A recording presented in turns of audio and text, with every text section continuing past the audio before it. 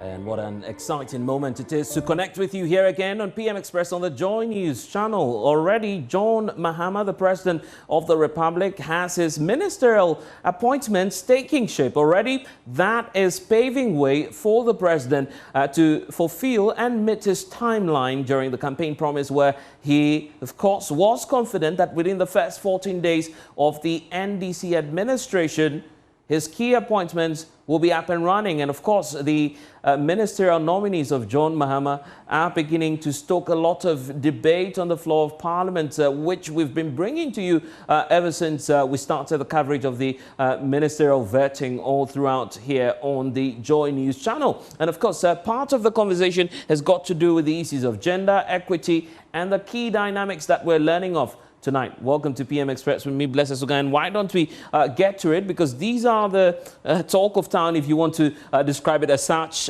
for tonight. These 6 individuals, as we understand, have now been passed and approved by Parliament, paving way for the President to swear them in as the next set of ministers, or in fact the very first set that will have the opportunity of serving in the John Mahama administration. Take a look at the names we have here. Dr. Kasila Toforson is of course, a known figure in Parliament, was leading the NDC caucus as the majority leader, started through somewhat midway last year, became the minority leader, made it through to the majority leadership position, but now that seat will become vacant because he has quite a very loaded desk to deal with at the Ministry of Finance, knowing that the House has now given the nod to President John Dramani Mahama to swear him in as the next finance minister. But that's not all, because John Jinapo will also be moving to the Energy Ministry, as well as the Attorney General, who has the big task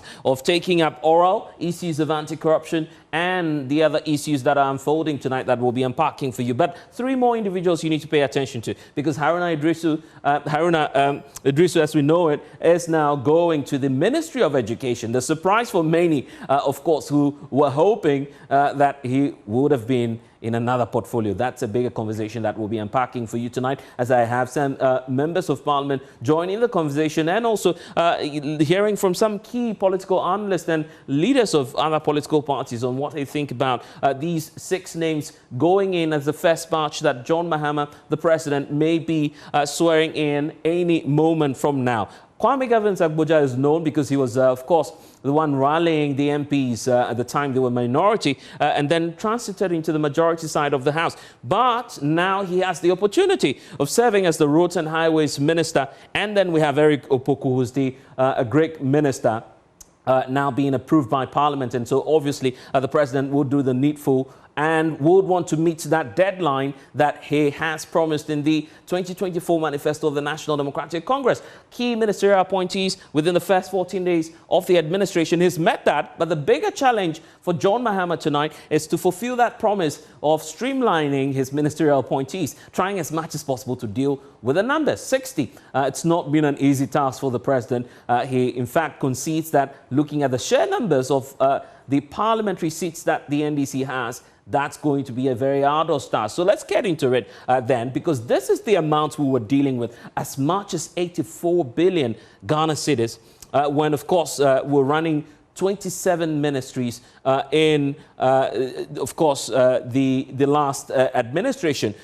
Take a look at this. Just 4 of the sectors, education, health, interior, defense, and roads and highways, taking a huge sum of the government expenditure role. And that's why it's critical to take a look at the 60, because counting down the numbers has been, of course, the expectation of Ghanaians. But can we bid down the cost, and can we go below the figures that we're looking at in terms of the allocations going in for education, health, the interior, roads and highways, and also defense? So that's the big question on the minds of a lot of Ghanaians, and also trying as much as possible to streamline the numbers. Because if you take a look at it now, 42 appointees so far, 18 more to go. If we're to go by the permutations of the National Democratic Congress, the target is to meet 60 and nothing beyond that.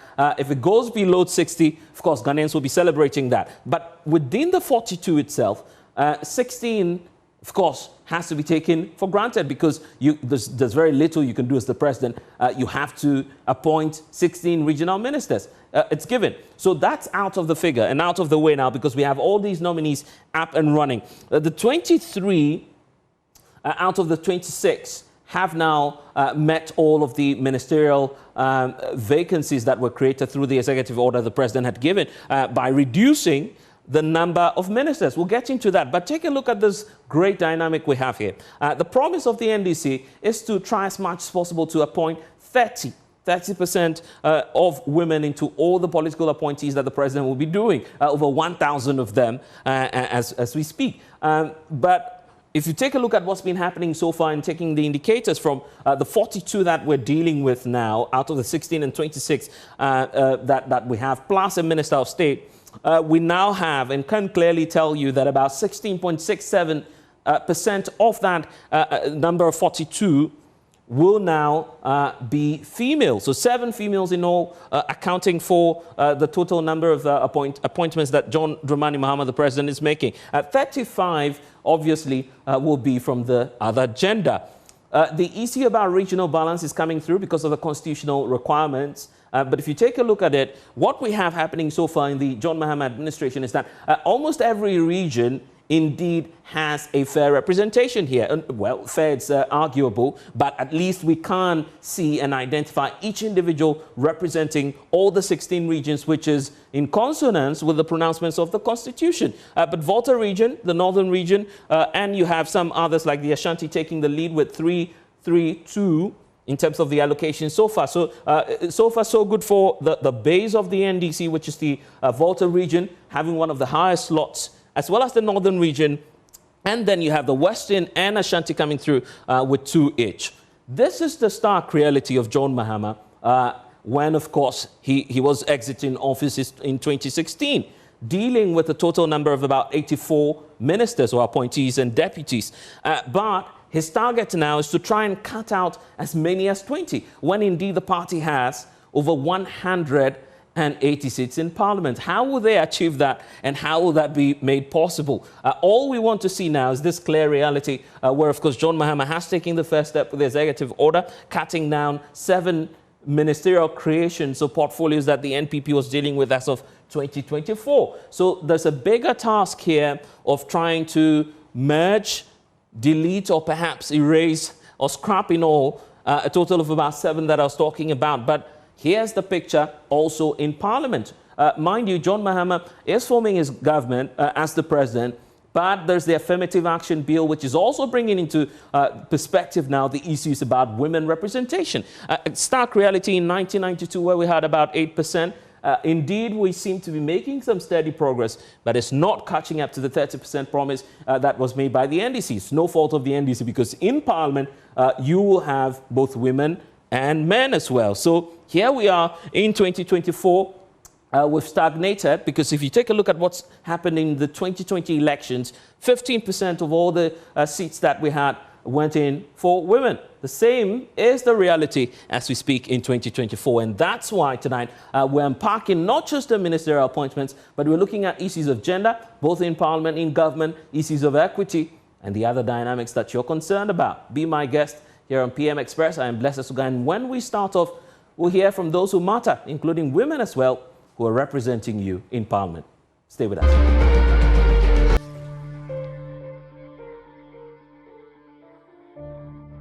And thanks for staying with us here on the Joy News channel. This is PM Express, brought to you by Syntex Tanks, Tough Air Strong. And of course, we have Pepsodent Cavity Fighter and Academic Time supporting the program for tonight. Let me tell you about my guest helping us with the discussions for tonight.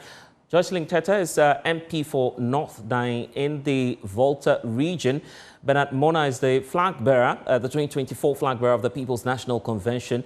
And Jerry Ahmed Shaib is MP for Weja Bawe, all joining us to do the discussion for tonight. And of course, on the floor of Parliament today, earlier we saw that debate emanating from leadership of the House, questioning the demographics of John Mahama's administration. Key has been the issue of female representation, and it's a good time now to bring in the North Nine MP who's joining us via Zoom. Thank you, Jocelyn, for your time here on PM Express. You saw the arguments that came up, and of course we saw Doyo Ganza Kujo coming up on the floor of the House to say President John Mahama is mindful of women representation. In fact, then she goes ahead to point out to the first female vice president that we have now. Beyond that, you look at the figures that we've been analyzing, 15% in terms of the representation in Parliament. And then many would say that if that's the case, there's more left for women representation. What's your take on, this whole push to have more women represented both in Parliament and in government? Okay, thank you very much for having me. And then on behalf of women in Ghana, we really appreciate the effort from the President of Ghana to make an all-inclusive government. He started it by appointing going with a female running mate. And it was all joy for women knowing that if a woman could reach this level, then it's like a motivation for all women. And then here we are having a female vice president. That is something we've been dreaming of as women, like to get to this point. And then His Excellency John Dramani Mahama promised that he was going to have more women. He's going to be working with the affirmative action law. And so far, so good. He's already appointed about 7 females from Parliament. And then it's not something we have experienced before. We know he's going to bring more women on board. So to me, he's doing very well. And then he's not going to end, I know he's not going to end at just the 7 because we have more competent women. We are not fighting for this position just to be around the table, just to have a space around the table. But we know that when women are involved, they bring diverse views. We bring views from where we also sit. So it's not just going to be that because I am a woman, I deserve to be appointed as a minister. We have competent women that can support the effort of the president. So I am sure that the president has done well, and then he's going to appoint more women to serve on his government. It's not going to be that easy, will it? Looking at the numbers we have in Parliament now, over 180 of you. Yes. The law says majority. That's not, simplify how many of them should be women, how many of them should be men. That's making it a bit of a tough task for the president now to simply say, I want more women, because you're not represented as much in Parliament. We have a lot of women in Parliament. And apart from just having women in Parliament, we have women that have done 8 years in Parliament, 12 years in Parliament, 20 years in Parliament. So it's about experience and competence as well. It's not just going to say that maybe we have 31 women in majority. So we are expecting that president should appoint all the 31 or 32 women parliamentarians. President, I am sure, has done his own background search, and he knows out of the 31, which of them can I present to serve on this government? Which of them have the qualification? Which of them have the competence to serve on this government? So it's not just about we saying that we are 31, so he must appoint all of us. Not necessarily appointing the 30% we are looking out for from Parliament, but we have more competent women in Parliament that he can bring on board to serve. Yeah, but apologies for using this word. In politics, they'll say the juicy ones are out already, 23 of them, and you've lost out as women, just 7 for you. No, we are not fighting for a juicy position. I don't know what you term by a juicy position. I mean, you are the politician, so you should be telling us which ones are juicy. Pardon? You are the politicians. You know which ones are juicy, actually. No, nobody's fighting for a juicy position. We have 20 ministerial positions and 8 deputies. President Mahama knows where everybody can serve to benefit the good people of Ghana. So it's not about having a juicy place as a member of Parliament to enrich myself or to enrich anybody. If President Mahama thinks that Ministry of Finance should go to a male, I mean, no female should fight it. It's about him. It's about him. It's about his leadership. You understand? We are only supporting him. So it's not like we are thinking for him that, okay, there's a particular juicy place that a woman must serve in. Wherever he thinks a woman can serve, women are ready to support him. It's not about us. It's about everybody in Ghana. It's about the women in Ghana. It's not just about us. It's about everybody. Right. So we don't care about where you term as juicy. And we don't even know what that juicy means. Okay, anyway. yeah. We're all looking for the juicy ones. I don't know where it is anyway. But let's go to the figures then. And of course, we can just put down the screens. Back in, I guess, 1992, there was just about 8% in terms of the women representation in Parliament. Now we've gone all the way up to 15% where we are. We've stagnated, actually, if you take a look at the figures, because in 2020, that was the same scenario, 15%. In fact, it was 14 in 2016, 2020, 15%, and then in 2024, 15%. It must be definitely a tough challenge for a woman to retain her seat. That's where you find yourself, for instance. What are the unique challenges you face as women for which we don't see the numbers growing exponentially? Okay, so like most research have shown, we have these cultural barriers. There are regions that even don't believe that women can be at the forefront. Women can hold leadership positions and all that. We have our own systemic barriers where somebody thinks that if a woman is leading, it's like there is a problem with it. We all face those consequences. Somebody sees you and like, how do you manage with all this? You're a woman, you're a family person. How do you do this and how do you do that? So those barriers actually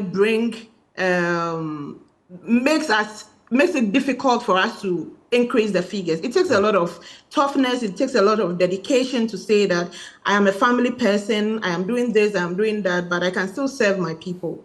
So those barriers are actually the reasons why the numbers don't increase as much as we want. And this particular one is a plus to women. It is 16.6 or so percent. That's like 17% of women. It has never happened. It started from like 8%. And now this is the figure we have arrived at. So we are hopeful that now that we are determined and we know that with the support of men who are not against women being in leadership positions, we're going to rise and move from even the 31 or the 17% that we have clocked as women. Right. Two issues, then I let you go so I can hear from Bernard and the rest who are joining us. You come from the Volta region. Of course, you're in the Volta Regional Caucus. We've seen a lot of campaigns for people and jostling. So, I mean, people who want to see their MPs actively serve in this government. The Volta region is known to be the stronghold of the party. So it goes without saying that the demand would be increasing for more and more Volta MPs to serve in the government. Do you feel that 3 is enough?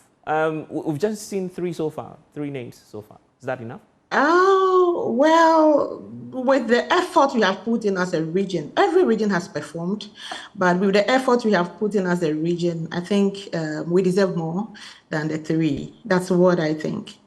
And especially, we have 18 seats. We had 1 MPP seat that we've taken back, and only 2 women emerged out of the 18. So I believe that His Excellency will not overlook that it's been tough.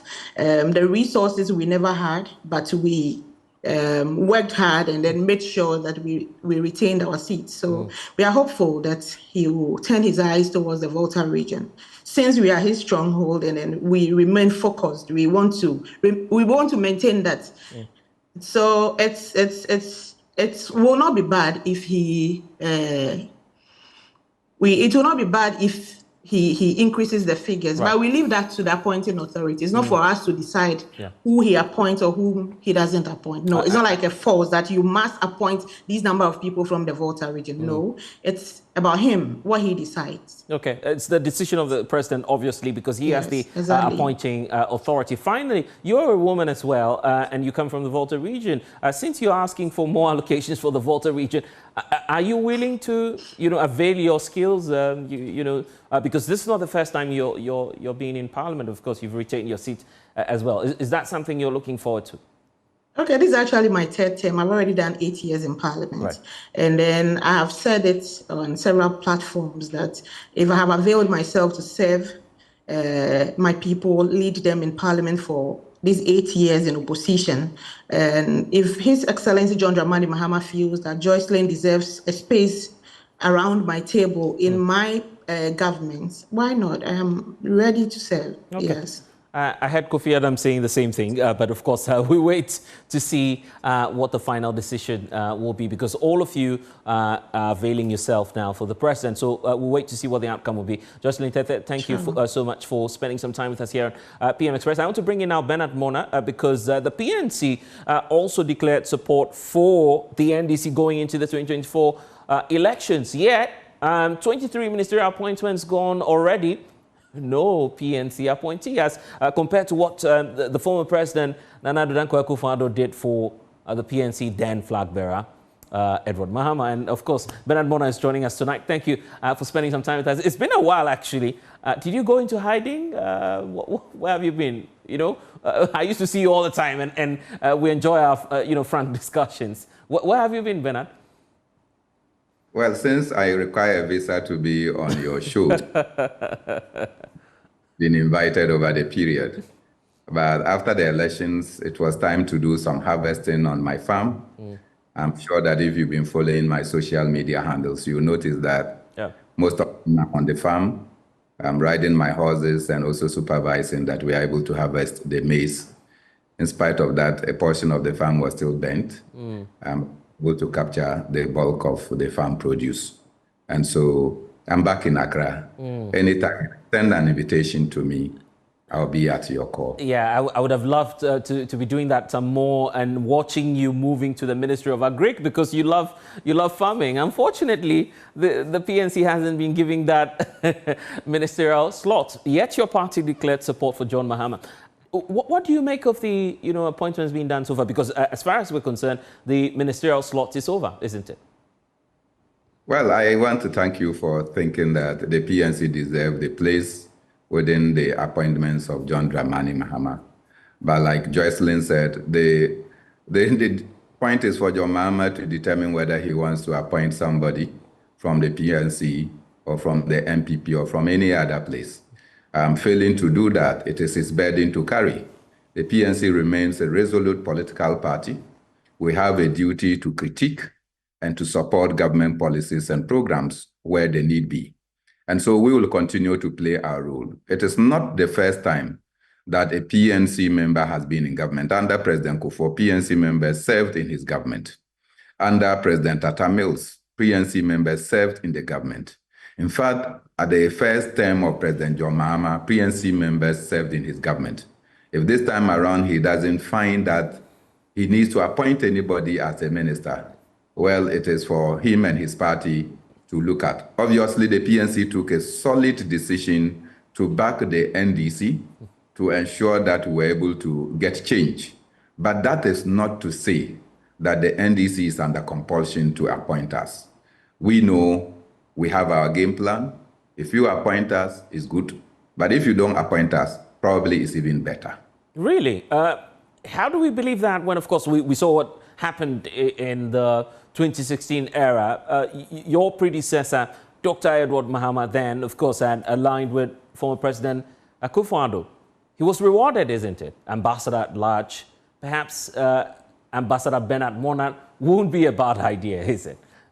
It will be a bad idea. I'm not sure that I have the diplomatic acumen. I speak my mind on issues. Right. So you're making a mistake to be appointing Bernard Mona as an ambassador. If I go to any country and they are not doing what I think is logically right for the people of Ghana and Africa, I'll speak. And I may call diplomatic raw. Just as I am totally in opposition to ECOWAS approving a roadmap for the Sahel Association of the Sahel countries of Burkina Faso, Mali and Niger to exit the ECOWAS. I think that it doesn't sit well with me. Africa must be seen to be working to unite its front and not to be divided. So that if you have people like Fonya Singbe continuously leading their people, you claim that they are democratic than those who have taken their country away from the control of foreign interests. So I don't think so. And not to digress, though, but just to pick your thoughts a bit. If you appoint me as an ambassador, I may be speaking against the continuous inclusion of Nyasingbe and Togo in ECOWAS to the exclusion of Mali and Niger. I see that, and I was just going to build up on that point, not to digress, of course, about the list we've seen so far and the appointments that are coming through. But you see for the very first time, John Mahama being the very few of West African leaders appointing an envoy to the Sahel, Alliance of the Sahelian States. We all thought that John Mahama would try as much as possible to win over these individuals, get them back into the ECOWAS bloc. I rather wanted to commend John Mahama, in which I'm doing a statement to that effect, for appointing Colonel Gbevulolate to that call. I think that will ensure that he's able to understand the peculiar problems surrounding these countries. And if you know the Sahel region, it is by far the richest part of the African continent and probably the richest part of the world. The most important figure in wealth is Mansa Musa, and he comes from the Sahel region of Africa. And if you know that the wealth of Mansa Musa is still yet not been able to be captured in its proper perspective, but we are told that the likes of Elon Musk, what we call it, Bill Gates and all their resources and their wealth combined, it's not half of Mansa Musa. And that means that the Sahel region is actually the wealth basket of Africa. And that is why we have these difficulties. And therefore, these soldiers decided that the wealth of that region must be harnessed for the development and the good of their people. How we are able to ensure that we return the country into a normal processes where citizens will be able to choose away from the gun is what I think that Gbevulolate and President John Mahama should be doing, so that in the end, they are fully integrated within the ECOWAS sub-region. John Mahama was elected as a democratic leader. He's been criticized, of course, when we saw that inaugural ceremony where he allowed the military regime, the leader, Ibrahim Traore, coming to Accra to celebrate him when he was being sworn in. Don't you feel that by appointing, a representative to the Sahel, the Alliance of the Sahelian State, known to be breaking away from ECOWAS, that might be sending a different message to our sub-regional bodies? We have the Nigerian president there who says he's willing to work with John Mahama. Is he doing same by this action? Are you comfortable that Nyasingbe's father ruled Togo for 38 years, died on the seat of presidency? Nyasingbe since 2005 has been president. Under dubious circumstances, he continued to hold office.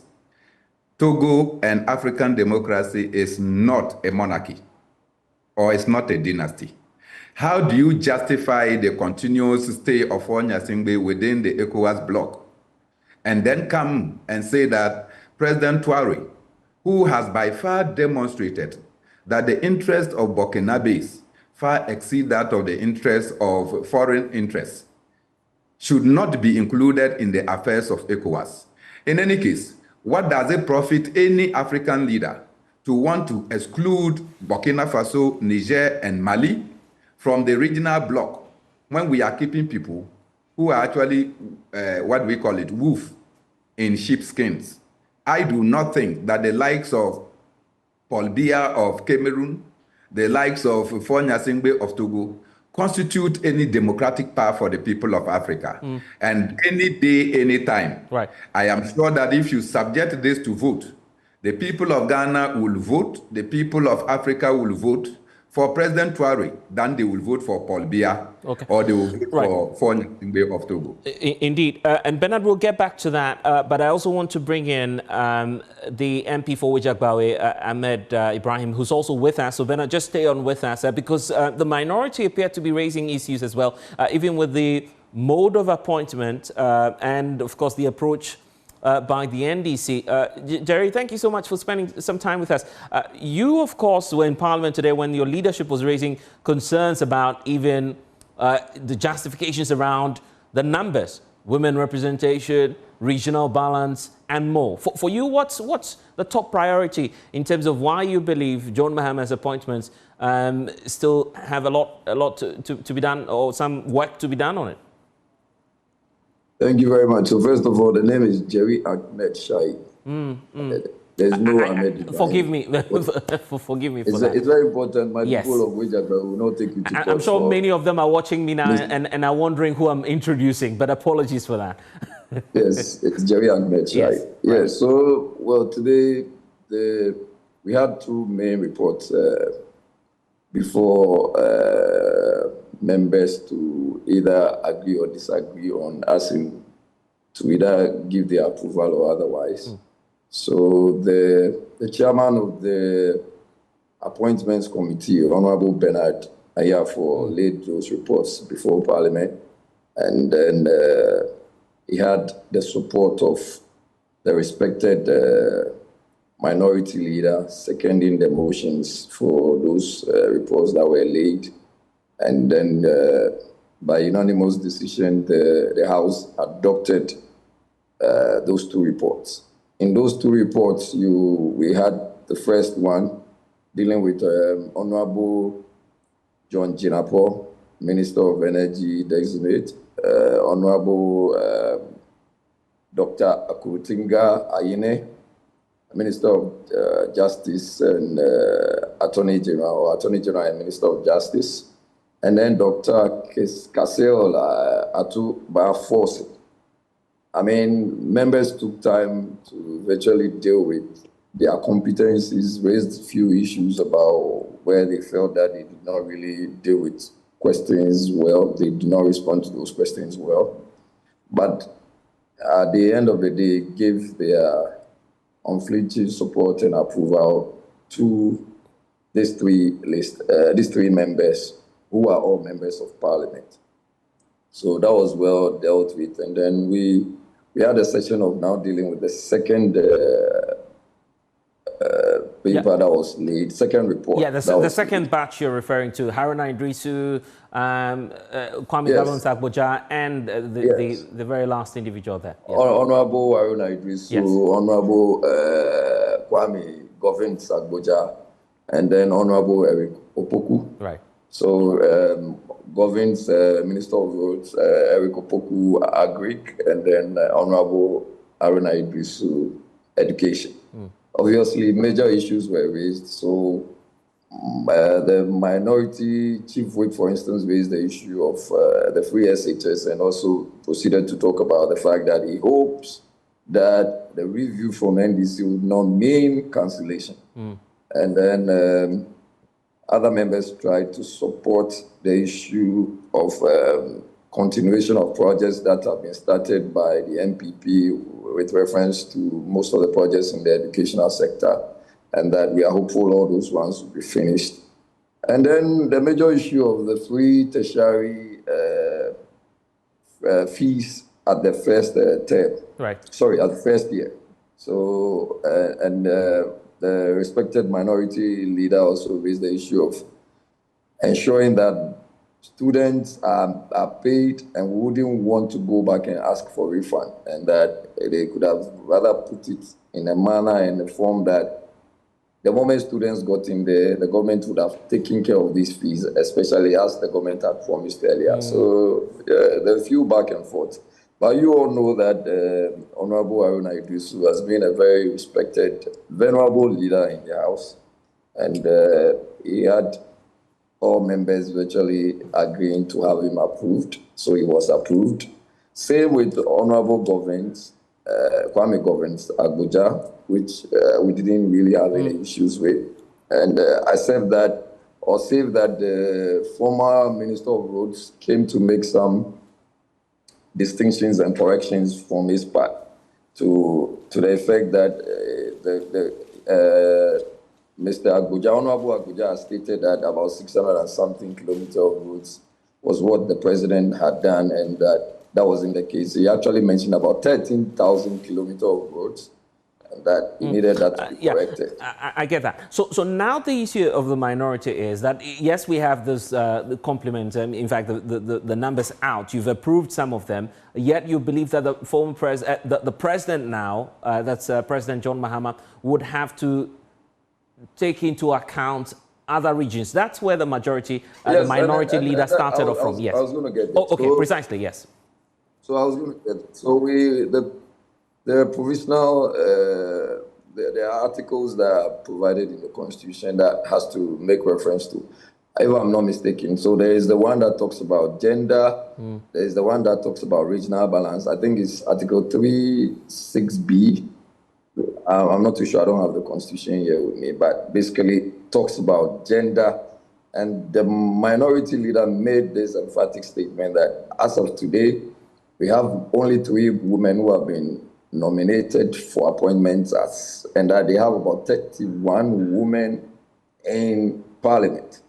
And that does not really amount to gender proportion or proper equality when it has to do with the appointments. And when you say 3, just for the purposes of clarity, you're referring to 3 MPs, sitting MPs, you mean? Yes. You're right. No, not MPs. So I'm now coming to the regional ministers. Okay.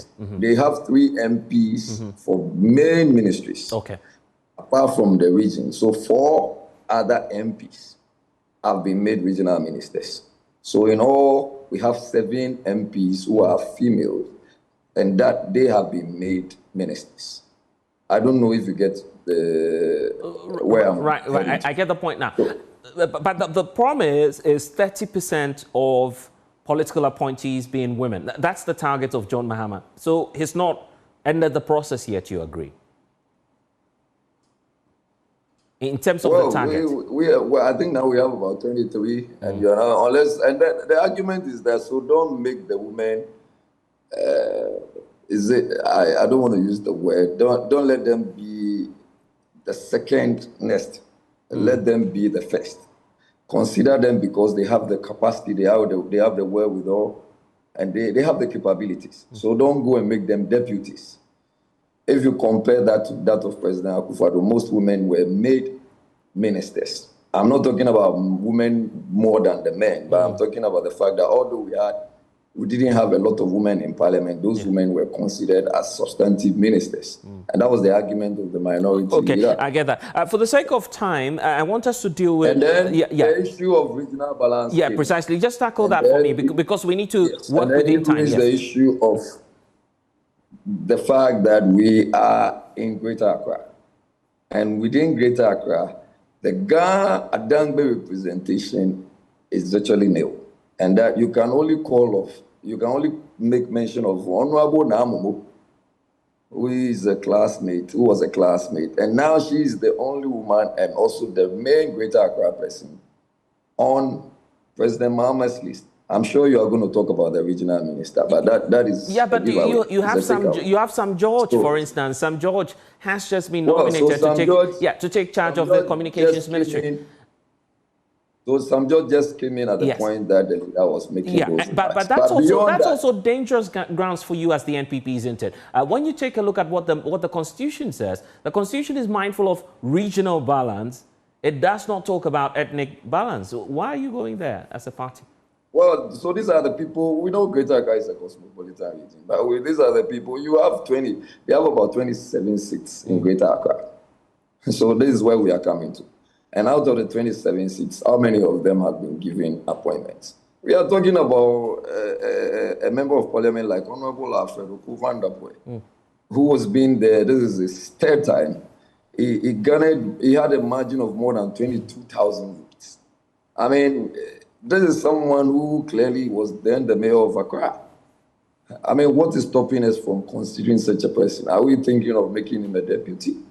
These are some of the issues we raised. And really, I mean, the president with the constitutional provision has the executive power to appoint. So nobody's going to tell him who to appoint or who not to appoint. But these are clear cases. NDC now has about 27 seats in Greater Accra. How many of those in Greater Accra have been given the appointment? So it's not just about... Okay, I get it. I don't even feel comfortable that is the reality. Right, I get it. Jerry, there are more issues about what's been happening at the committee level, which I want you to address. But let me take the thoughts of Bernard Mona on this, and then I'll get back to you on what's been happening to the committee itself. And Ben, you've been listening to the argument of the NPP side. They believe that, I mean, the Greater Accra gave quite a significant endorsement to John Mahama. They don't feel the representation, for instance, is enough. Well, Jerry, they are justified to seek for more. After all, Oliver Twist asked for more. But the question that I want to put is, you have a region like the Upper West region that gave John Mahama and the NDC 100% retention of all the seats in the Upper West region. The Upper East region gave John Mahama and the NDC all the seats in that region. Now, if you come to the Upper West region, one can be talking about Rashid Pelpuo, who is just named today. In fact, until that, there was no appointment from the Upper West region. So therefore, if I heard Joycelyn saying that the Volta region is the World Bank simply because they delivered all the seats to the NDC, how will you describe the Upper West region? How will you describe the Upper East region? So certainly, it means that either they are the IMF or the African Development Bank for the NDC. But that aside, I think that we should tread cautiously. Greater Accra has 2 ministers already named, right? Yeah, 2. Okay. Two. That's what we have. Two, yes. But some George will now make it. Some George will now make it 3. Some George will make it 3. Yes, make it 3 now. That is not enough for Greater Accra. The Volta region has 3. That is not enough for them. Upper East, Upper West region, Northern region, and some regions, I'm told, don't even yet have. Because I don't know about Western North. I'm yet to confirm who is coming from Western North. So I think that we should be careful. We have one. Yes, if the assumption is that we must all have more, then it means that we are giving President Mahama an opportunity to break the boundary that he set for himself, that he was going to have 60 ministers.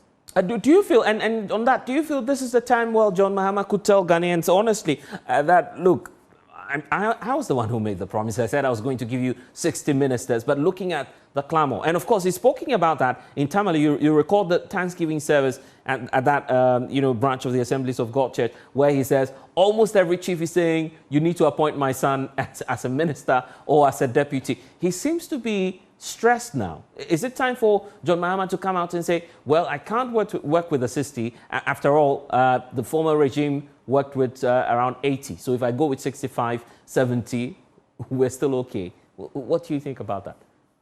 How many ministers will be sufficient to satisfy the chiefs that have made a request for their sons or daughters to be appointed ministers? If I want to go by Jerry's analysis, 27 ministers should come from the Greater Accra region because they gave John Mahama and the NDC 27 MPs. But beyond the MPs, there are some other people that played critical role in the Greater Accra region that may also be considered for appointment. So it means that we are going to give John Mahama an inelastic room to operate. So it will not be surprising if we can get 1 million ministers, given this kind of thinking. I think that this country can be run with even less than 60 ministers. There are many institutions that can function. And that is why I found very disingenuous the pronouncements of the minority leader, virtually inciting the other members of the parliament to say that, well, a few of you will get appointed. Those that will not get appointment, you'll be like the opposition and you'll be running up and down. We are giving the impression that once you are a minister, it means that your belly is full and non-ministers don't have anything to take away. When you create that impression, then I don't think that we are enhancing people's confidence in democracy, because we think that if you don't get appointment, it means that you are useless. Yet you have been elected as a member of parliament. You didn't say you wanted to be a minister. You wanted to be a member of parliament because you feel the need to serve society. So let not members of parliament give us the impression that until you are a minister, your position as a member of parliament is useless. Right. Gentlemen, this is what I want us to do as we wrap up the conversation. The conduct of the Appointments Committee itself has come up for scrutiny. And Jerry, you're on that committee, so it's a good time to bring you up, because we all saw the pictures, the back and forth. At some point, your name was mentioned by the chair. Quite a heated moment it was. Are you encouraged or okay? Unfortunately, we've lost Jerry there. We'll bring him back. But Bernard, let me just take your thoughts on it since you're with us. The conduct of the minority leader, of course, is also being singled out. What do you make of all the conduct of the committee as a whole? Well, it is natural for the minority to want to state their case, but I think that the manner that my fellow custodian, Afenyo Markins, is going about it is very nauseating. It's annoying. For instance, yesterday when Govins Kwame Abuja was to be vetted, we were glued to our television sets from 9 o'clock until around 12 o'clock. They were engaged in some theatricals. They were engaged in some drama that I felt that was unnecessary and wasted everybody's time. And so Parliament would decide that a whole day you can engage in non-essentials to the neglect of the substantive issues. And in the end, you kept people glued, wanting to listen. Look, you were there to appoint ministers. If you have another reason that there is an issue about CEOs and MDs and what have you, yeah, you have a forum to go and deal with it. Indeed. CEOs, Fortunately, CEOs and, yeah, just land on the point. CEOs and MDs don't come to Parliament for Parliamentary Appointments Committee to do anything with them. And so your duty at that point was to vet nominees that were there. You decided to engage in non-essential and wasted everybody's time. You see, the public is watching. Hello. Yeah, Jerry. Yeah. Jerry, we can hear you. I need to come in. I mean, it's very crucial. Of course, and that's why we're bringing you in. It's very crucial that we have this conversation in a more decorous manner instead of. I mean, with all due deference to Mr. Bernard Mona, I don't think he's the one to teach the minority leaders the way to go about asking questions. He's already made very disingenuous. Are you happy? And I just need to put that to you. Are you happy with the conduct of the minority leader? No, let me make this statement before you proceed. I mean, I do not think that it's proper for him to be making statements like whatever he did by saying that, a few of them would be appointed and the rest of them would not be appointed is disingenuous. I mean, how is that? It's not necessary. Jerry, are you happy with the conduct of your leader? He's come. Very much so. He's leading very well. He's taking charge. He's leading with humility.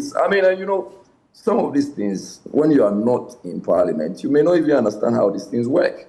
They are colleagues. You can't sit for the let's say you can't sit for about 9 or 8 hours and not even try to sometimes make jokes on the floor. And even if there were serious issues, I mean, so what? If somebody says that, yes, a few of you, is that not a statement of fact?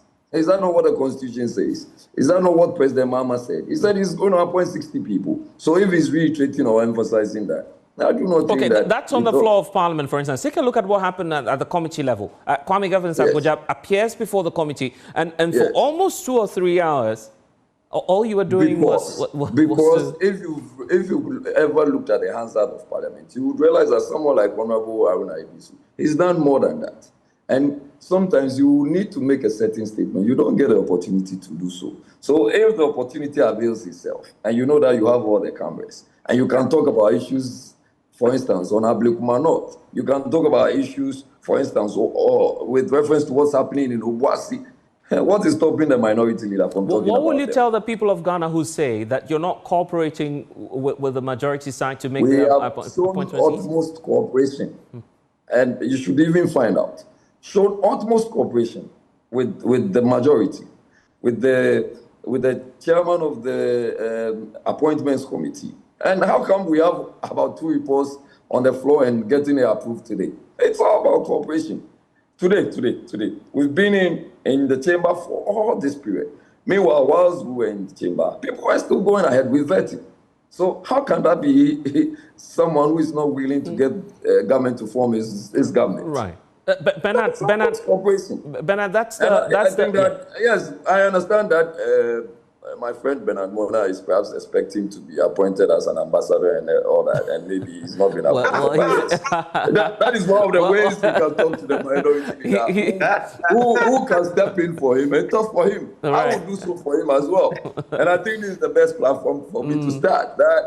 I think Bernard Mona has always been supporting John Mahama in a very subtle manner. Jerry, and this is the time. So you're begging the president to appoint him. You want the president to appoint unequivocally that I am not an ambassadorial material. I can bet my bottom for it. That but what do you want? Someone who wants to be president can always be an ambassador. And I don't intend to be one. Have you withdrawn your interest in wanting to become a president? You are going to be president. I was going to be president, and therefore, Jerry, I'm telling you on authority that, that's what you are lobbying for me. Thank you, but I am not interested. So are you looking out to be a CEO or something then? I was hoping that I'll come to meet you at the appointments committee.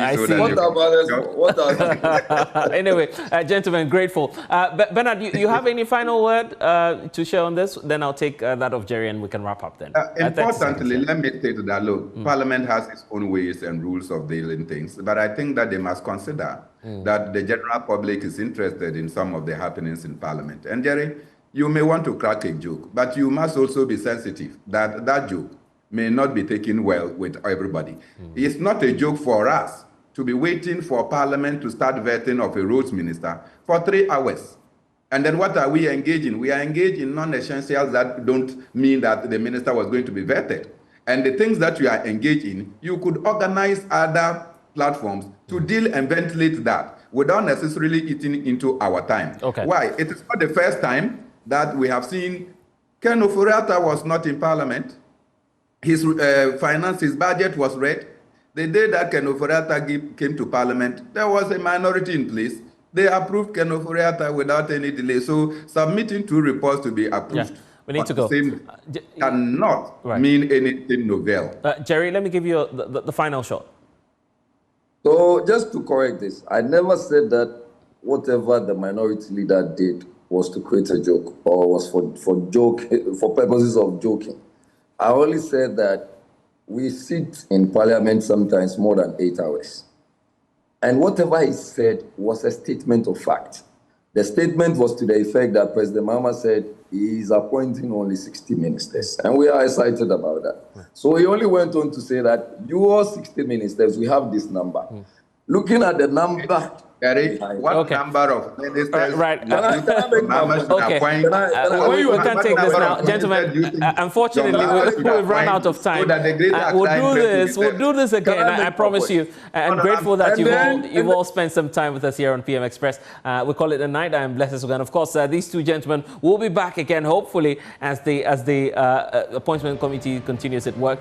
We're grateful for your time here on the Joy News channel, and also to the North 9 MP, Jocelyn Tetiful, joining us here on PM Express. Grateful to you, gentlemen, for spending some time with us, and also to you for doing the watching. We'll see you again. PM Express it is with Blessed Sugan. Thank you for your time.